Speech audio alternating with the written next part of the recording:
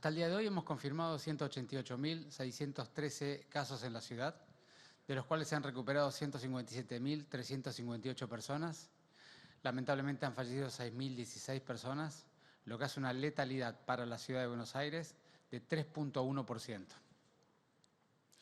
Aquí pueden ver la curva de casos siempre ordenada en cada día por el día que se tomó el hisopado. Como podrán ver, desde el día mediados de diciembre hubo un aumento sostenido y más acelerado que la primera curva que pueden ver allí de casos, y nos ha llevado al día de hoy a un número de casos diario prácticamente similar o a valores similares a los que habíamos tenido en aquel momento de agosto. Por supuesto que son casos epidemiológicamente que no son comparables porque la estrategia de testeo y el porcentaje de positividad son diferentes, pero el número de casos es muy significativo. Aquí lo que pueden ver es la media móvil, es decir, el promedio de los últimos 7 días de cada uno de los días para nivelar fines de semana y días de semana. Y como podrán ver, hemos llegado a una media móvil de prácticamente 1.200 casos, cuando en aquel agosto habíamos llegado a 1.350 de media móvil. Aquí vemos los casos siempre ordenados por década de la vida. Fíjense que, como podemos ver cada vez más claramente y de manera más marcada, la enorme mayoría de los casos de la Ciudad de Buenos Aires son personas entre 20 y 60 años. Allí es donde se concentra la mayoría de las personas que se han contagiado.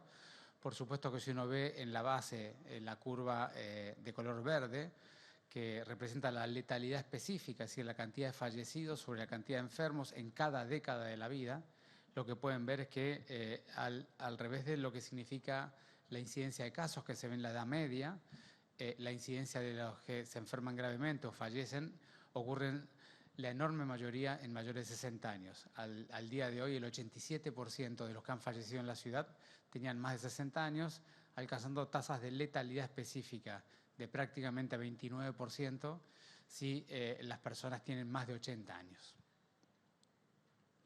Hasta el día de hoy hemos testeado 1.113.000 personas en la Ciudad de Buenos Aires, 113.645 personas en la ciudad, 60% residentes en la ciudad, con una tasa de positividad promedio de los últimos días de 15,9%, alcanzando una tasa de testeos cada 100.000 habitantes de 21.793. Aquí les hemos traído para que ustedes puedan ver, nosotros siempre insistimos, hay dos pilares estratégicos para poder cuidarnos de esta enfermedad y por supuesto el tercero es la vacuna, ¿no es cierto? Pero los pilares estratégicos para cuidarnos son del lado del gobierno, insistir con la estrategia de investigación epidemiológica, rastreo, testeo y aislamiento. Es esencial intensificarlo cada día más, cada semana más.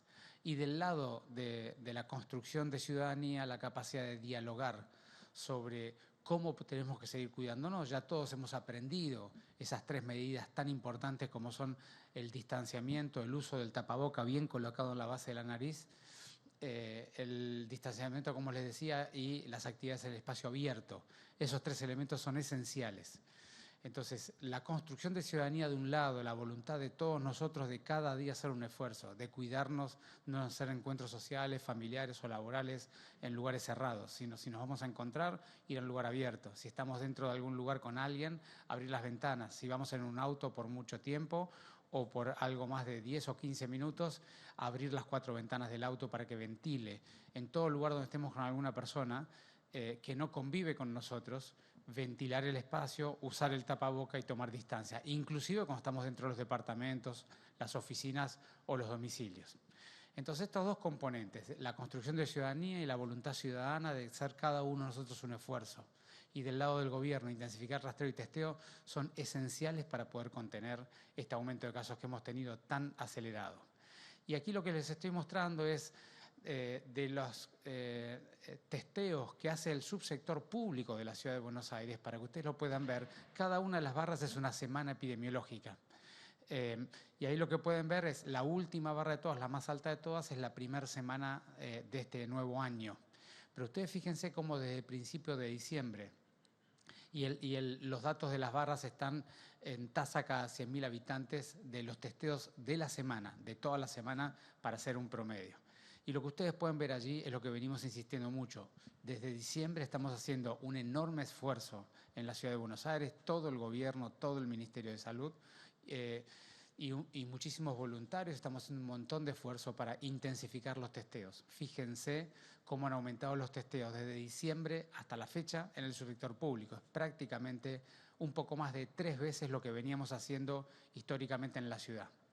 Y fíjense, cuando uno mira la curva que atraviesa las barras, es la tasa de positividad de los test del subsector público, no de toda la ciudad. De toda la ciudad yo ya les mostré que era 15.9 el último dato. Pero fíjense el subsector público, que es el que estamos intensificando permanentemente. Estamos permanentemente con una tasa de positividad debajo del 10%, entre valores de 7 a 8% en las últimas semanas. Es decir, que el esfuerzo que estamos haciendo es muy importante en términos económicos y organizacionales. Estamos buscando toda persona que tenga un poco más de riesgo que la población general de la ciudad, y por eso testeamos a todos los que hacen síntomas, testeamos a todos los que estuvieron conviviendo con alguien de síntomas, testeamos a todos los que han tenido algún contacto, aunque no haya sido totalmente estrecho, testeamos a todos los que consideran que puede tener la enfermedad, y hemos ahora agregado testear a todos los que salen de la ciudad por más de 4 días cuando regresan a la ciudad. Y eso va a ayudar no solamente a identificar rápidamente los enfermos y a aislarlos, sino también a que tenemos un tema de diálogo ciudadano para poder ver verdaderamente los casos que hay, quiénes son, cada familia, quiénes tiene como enfermo, y por lo tanto focalizar en el cuidado nuevamente. Naturalmente, estos valores de testeo que están en el orden de los 15.000, es decir, 5.000 test por cada millón de habitantes por día, que es un número el más alto que hemos tenido en toda la serie.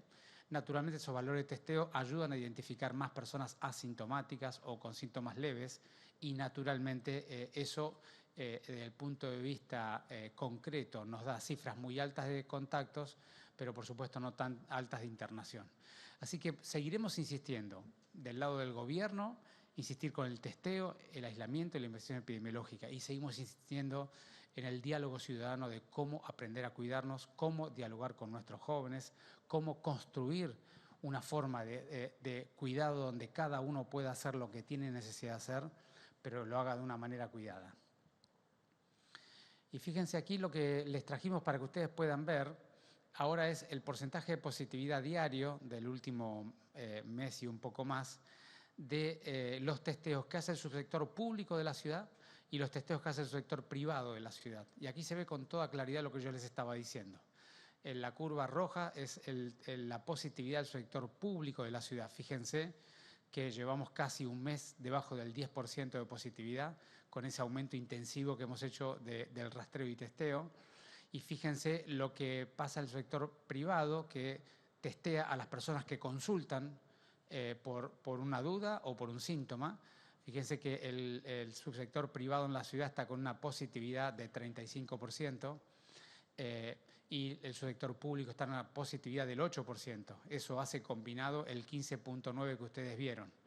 Pero el esfuerzo que estamos haciendo es muy importante para acompañar estas políticas, porque vuelvo a insistir, los 3 pilares que nos permite gestionar esta pandemia tienen que ver con el rastreo y el testeo y intensificarlo permanentemente, con la construcción de un diálogo ciudadano donde cada uno tenga la decisión y la voluntad de hacer un cuidado superador, un esfuerzo suplementario para cuidarse, y del lado de una solución más de fondo, por supuesto, avanzar con la adquisición y la aplicación de las vacunas.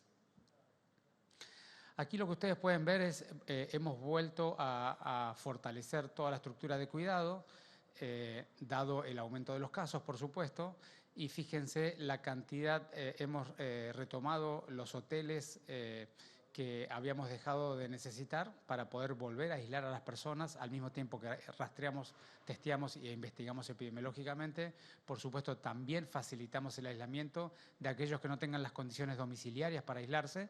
Y ustedes fíjense allí, pueden ver día por día cómo han ido aumentando en los últimos 7 a 10 días la internación en hoteles de pacientes leves, que le damos una solución desde el sistema público para que se puedan distanciar de sus propias familias cuando no tienen esas comodidades.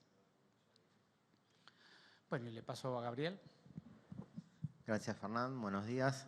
Continuando con el informe del dispositivo Detectar, hasta el momento se han testeado 241.406 personas, de las cuales 37.894 dieron positiva. Como decía Fernán, los dispositivos en este momento están recibiendo mayor cantidad de personas que se presentan espontáneamente en el 7º día por el aumento de los casos y por haber sido contacto estrecho, y también se intensificó todo lo que es la búsqueda activa. La búsqueda activa representa el seguimiento de todas aquellas personas y sus convivientes en sus domicilios, con los equipos que salen todos los días desde cada uno de los dispositivos al domicilio, haciendo la investigación epidemiológica y testeando a todos aquellos contactos al 7º día. En relación a los barrios vulnerables, en total se han diagnosticado 17.933 personas, de las cuales 16.647 ya se encuentran recuperadas. Lamentablemente fallecieron 287 personas, lo que da una tasa de letalidad del 1.6. En el día de ayer, entre todos los barrios, se han reportado 26 casos. Continuamos con el informe de geriátricos con Paula. Gracias, Gabriel. Buenos días. Bueno, continuamos también con la estrategia que llevamos adelante en los geriátricos de la Ciudad de Buenos Aires. Activamente, frente a la denuncia de algún caso positivo dentro de las residencias, realizamos el testeo de todos los residentes, así como de sus trabajadores, independientemente si el enfermo es un trabajador o un adulto mayor que vive allí. Llevamos realizados 26.479 test en esta población y a través de esta estrategia hemos podido diagnosticar a 5.638 personas con la enfermedad. Se han recuperado 4.494 y lamentamos el fallecimiento de 1.058 personas, todos ellos adultos mayores. Muchas gracias. ¿Qué tal, ministro? Buenos días. Rodrigo Jorge, de Radio Mitre. La pregunta hoy está vinculada a su persona, como le pregunto, como ministro de Salud, como médico representante del Ministerio porteño, un caso que ha generado mucha polémica, muchas dudas en las últimas horas y tiene que ver con la suministración de dióxido de cloro en personas que están atravesando un cuadro grave de coronavirus. Es el caso de este hombre de más de 90 años que estuvo internado a través de un fallo judicial. La justicia dictamina que los médicos de ese sanatorio deben aplicarle el dióxido de cloro. Muchas personas que no encuentran una respuesta y como alternativa encuentran la aplicación de esta sustancia que no está ni avalada por la ANMAT ni por el Ministerio de Salud, no se consigue en las farmacias, pero fue la alternativa de esta persona que finalmente falleció. ¿Cuál es la posición de su ministerio, del gobierno en general, y qué hubiera pasado, qué recomienda usted para personas que están evaluando la aplicación de dióxido de cloro, si estuvieran, por ejemplo, este hubiera sido un caso, en vez de una institución privada, en una institución pública de la Ciudad de Buenos Aires? ¿Cuál es la recomendación para estos casos? Gracias, Rodrigo. Buen día. Bueno, nosotros ya lo hemos dicho aquí alguna otra vez al respecto de este debate, ¿no es cierto? E insistimos permanentemente. En la Argentina existe una institución de altísimo prestigio, que es la ANMAT, con gente muy calificada y que tiene amplia experiencia en la evaluación de nuevas tecnologías y de nuevos medicamentos y vacunas. Entonces, aquí es muy importante que todos podamos comprender que más allá de lo que cada uno de nosotros sienta o piense o esté convencido de qué tratamientos son más útiles que cuáles en las diferentes enfermedades, muchas de ellas en estado crítico, como pueden ser enfermedades graves o mortales, es muy importante que nosotros actuemos en base a las recomendaciones y a las aprobaciones de la ANMAT. La ANMAT hace evaluaciones técnicas de todos los medicamentos y recomienda su uso o no recomienda su uso de acuerdo a la evidencia científica que tenga a disposición. Entonces, ese tratamiento no está aprobado por la ANMAT, está prohibido en la Argentina, de manera que nuestra posición es si la ANMAT no aprueba un medicamento, es un medicamento que no debe aplicarse a humanos en nuestro país. Y vamos a seguir insistiendo para todos los medicamentos el mismo concepto. Buenos días, Nicolás Gallardo de CNN Radio. Ministro, entiendo que la intención del gobierno porteño es que las clases presenciales comiencen el día 17 de febrero. ¿Cuáles son los parámetros que tiene la ciudad para que este objetivo se concrete? Por un lado, difícilmente se puede vacunar a todo el personal docente para este inicio del ciclo lectivo. Y por otro lado, probablemente la curva de contagios siga alta, al menos en esa época. Teniendo en cuenta esos dos parámetros, ¿cómo se va a lograr esta idea de comenzar las clases presenciales? Gracias. Bueno, nosotros decimos, y no es un tema nuestro, es un tema ya a esta altura, luego de un año de conocimiento universal, y la enorme mayoría de los países del mundo tiene esa misma mirada, ¿no? Y además hay información científica de las últimas, yo diría, semanas y meses que son bastante categóricas, en que la contagiosidad de los niños a los adultos es bien inferior a la contagiosidad promedio de esta enfermedad, ¿no es cierto? Así que nosotros lo que insistimos es que el daño de los niños por no tener actividades presenciales es muy alto y que creemos que decididamente tenemos que empezar las clases y esas clases tienen que tener la mayor presencialidad posible. De manera que estamos trabajando con todo el equipo de gobierno, con la ministra de Educación, de poder presentar de la forma apropiada en términos sanitarios y lo más segura, organizado y adaptado a la realidad epidemiológica que nos toque en el momento que tengan el 17 de febrero. Pero insistimos en que nuestra decisión política es iniciar las clases con la mayor presencialidad posible. Luego, por supuesto, mientras tanto estamos adaptando todos los lugares físicos para que tengan suficiente ventilación, estamos adaptando todos los sistemas de filtración de aire, estamos adaptando toda la estrategia organizacional para poderlo hacer de esa manera. Pero seguimos insistiendo en ese concepto.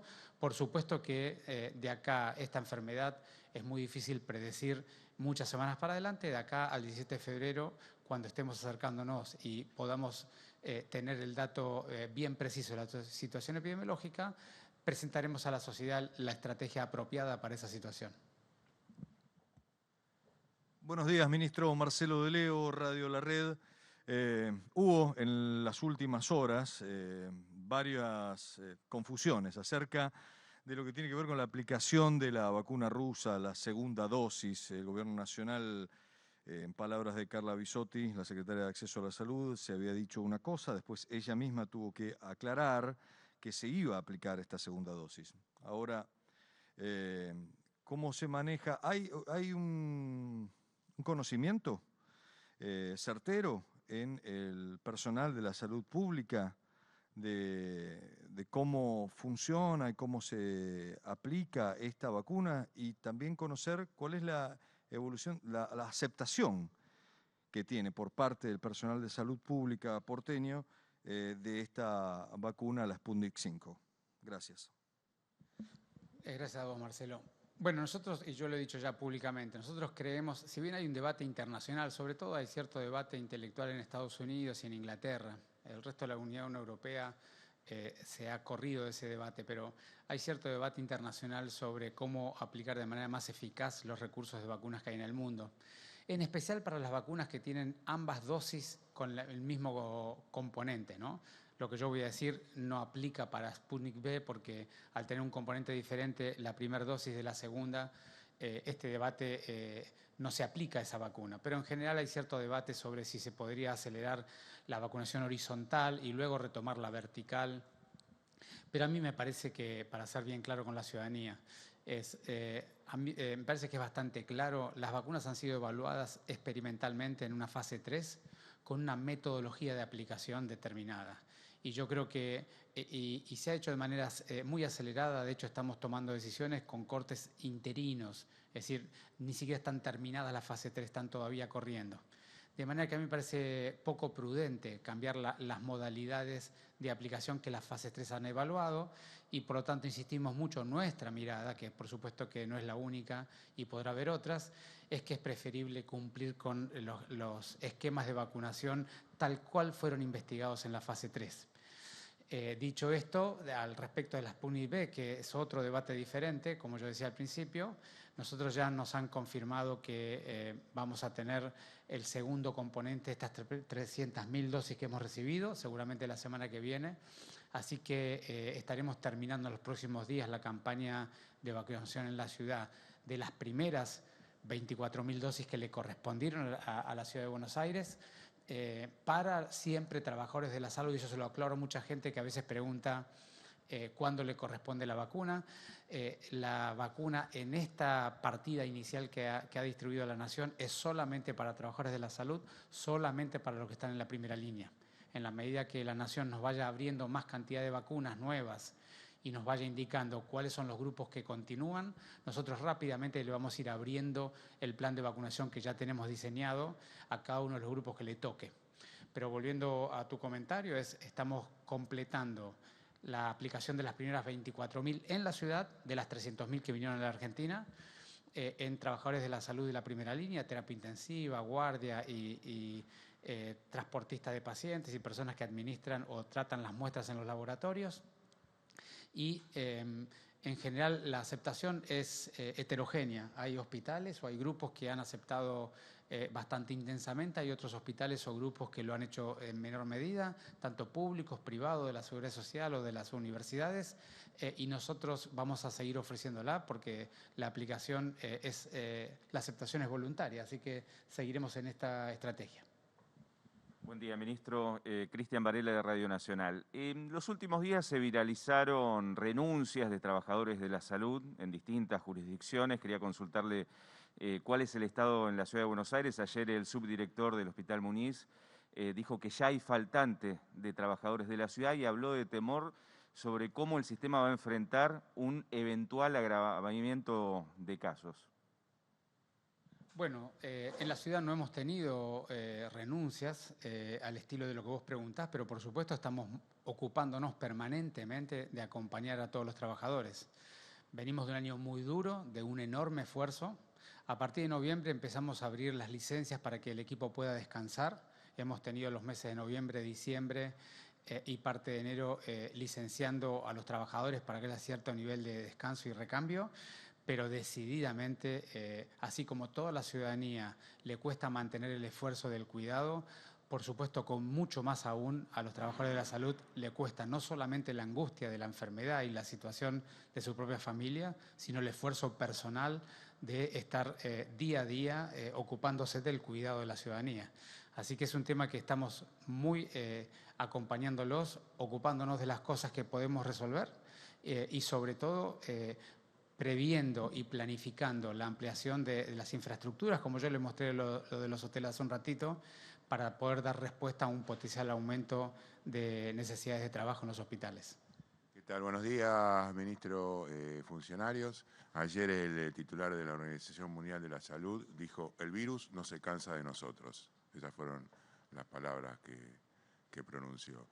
Tanto a nivel nacional como a nivel de todos los gobiernos, la realidad marca que todos los funcionarios están muy cansados, al igual que el resto de la población, pero la exigencia de seguir cuidándonos es muy importante. La ciudad está atravesando nuevamente, no sabemos efectivamente si es un rebrote, si es la segunda ola, pero la realidad marca que debería de alguna manera tomarse medidas más restrictivas para que en definitiva no caigamos en una situación que no queremos, aguantar en función de una salida más clara y la vacuna a la vuelta de la esquina. En ese sentido quería preguntarle si se está hablando de alguna posibilidad de un cierre en febrero, si ustedes ven que en caso de que continúe este pico o este rebrote en el mes de enero se puede llegar a tomar una medida como esta. Muchas gracias.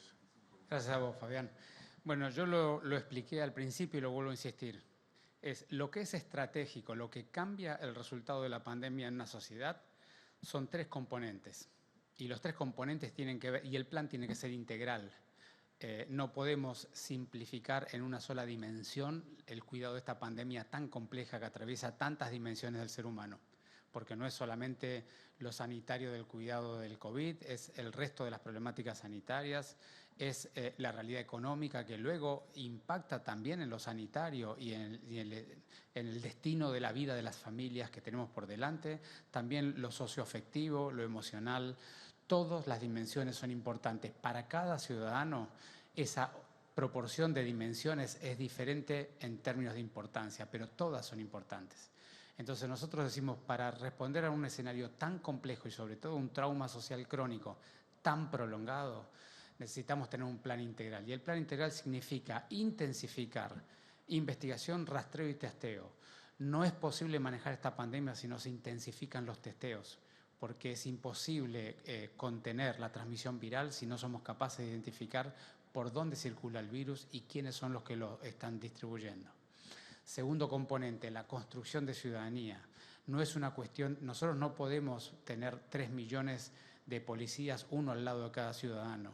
Necesitamos dialogar socialmente y construir esa visión compartida de cómo nos vamos a cuidar. Hemos aprendido mucho este año, muchísimos porteños han aprendido cómo cuidarse, cómo usar la cobertura en la base de la nariz para tener nariz y boca bien tapadas, cómo circular por la ciudad, en qué negocios, cuándo entrar y cuándo no entrar, en qué lugares reunirse. Todos hemos aprendido mucho, la enorme mayoría de nosotros lo estamos haciendo, algunos no tienen la energía, la voluntad o el foco para hacerlo y de eso tenemos que dialogar. Pero este segundo componente de construcción de ciudadanía es esencial porque es estratégico para nuestra cultura y para nuestra sociedad, porque es la estrategia que nos va a permitir además tener una ciudadanía más vinculada, más respetuosa del otro y sobre todo más capaz de construir proyectos colectivos. De manera que el segundo componente tiene que ver con la construcción de un diálogo y una reflexión colectiva. Y luego la tercera es la vacuna. Ahora, naturalmente, como vos preguntabas, Fabián, circunstancialmente, si en algún momento los casos tuvieran tal nivel de magnitud, sobre todo si además se acompañaran de daño social, como puede ser necesidades de internación o personas con enfermedades graves, circunstancialmente todos los países al día de hoy sabemos y todos los funcionarios sabemos que hay que tomar algunas decisiones tácticas, pero esas decisiones nunca son el instrumento principal, porque generan daños secundarios que se agregan al trauma social que ya tenemos. Entonces nosotros vamos a ir discutiendo, primero intensificamos las 3 componentes que tenemos que intensificar y luego vamos a ir discutiendo semana a semana, como lo hemos hecho todo el año anterior, en cada momento cuál es la intervención apropiada, que balancee apropiadamente bien los beneficios que estamos buscando para la pandemia, con los perjuicios que cada una de estas medidas genera en la sociedad en todas sus problemáticas. Y eso es lo que estamos haciendo y es lo que vamos a seguir haciendo. Muchas gracias.